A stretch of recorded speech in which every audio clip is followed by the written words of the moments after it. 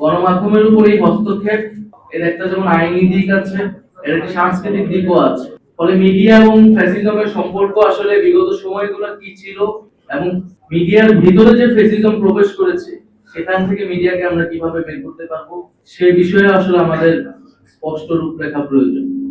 কারণ আমরা দেখছি মিডিয়া ও ফ্যাসিজমের যে সম্পর্ক বিগত সময়ে ছিল, যদি সেই সম্পর্ক থেকে সেই আদর্শিক আধিপত্য জায়গা থেকে যদি মিডিয়া বের না হয়, তাহলে আসলে এই জুলাই গণঅভ্যুত্থানের পরবর্তীতে আমরা যে মুক্ত গণমাধ্যমের প্রত্যাশা করি এবং জনগণের মিডিয়ার প্রতি যে আস্থা বিশ্বাসের জায়গা সেটি সম্পূর্ণরূপে নিশ্চিত হবে না। ফলে মিডিয়ার সুশাসনের বিষয়টি মিডিয়ার ভিতর থেকেই নিশ্চিত করা উচিত, সে বিষয়ে উদ্যোগ গ্রহণ করা উচিত।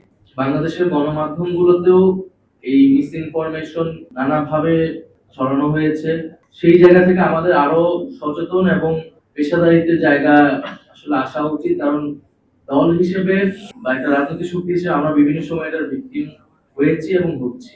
আমাদের বিভিন্ন সময় বিভিন্ন কথা ভুলভাবে স্থাপন করা হচ্ছে এবং একটা মিডিয়া কর্তৃক একটা রাজনৈতিক মেরুকরণের চেষ্টার জন্য বিভিন্ন সময় আমাদের বক্তব্য কোর্টকে ভিন্নভাবে উপস্থাপন করা হচ্ছে।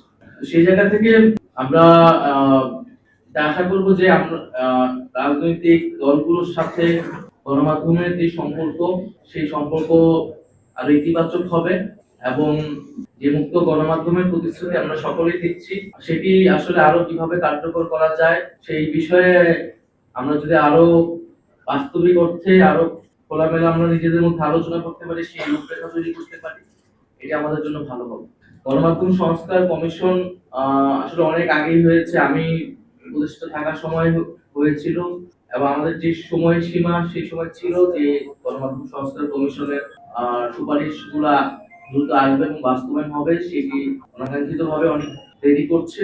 আমি মনে করি যে সেটি দ্রুত হওয়া উচিত, কারণ সেই সংস্কার রূপরেখাগুলো আসলে এবং বাস্তবায়ন হওয়া শুরু করলে আমরা আসলে বলতে পারবো যে জুলাই গণঅভ্যুত্থানের পরে আসলে গণমাধ্যমের পরিবর্তনটা দৃশ্যমান হচ্ছে। তো জাতীয় নাগরিক পার্টি মুক্ত গণমাধ্যমের পক্ষে বিশ্বাস করে এবং সেই সামাজিক চাপগুলো আসলে ক্ষোভগুলা কেন গণমাধ্যমের বিশেষ গণমাধ্যমের বিরুদ্ধে হয়েছিল সেটিও আমাদের আসলে বিশ্লেষণ করা প্রয়োজন। আমাদের অবশ্যই গণমাধ্যমের পক্ষে দাঁড়াতে হবে, কোনো গণমাধ্যম বন্ধ করার পক্ষে আমরা কখনোই বলি নাই, বরং বিভিন্ন সময় যখন এই আলোচনাগুলো এসেছে আমরা গণমাধ্যমের পক্ষে থেকেছি।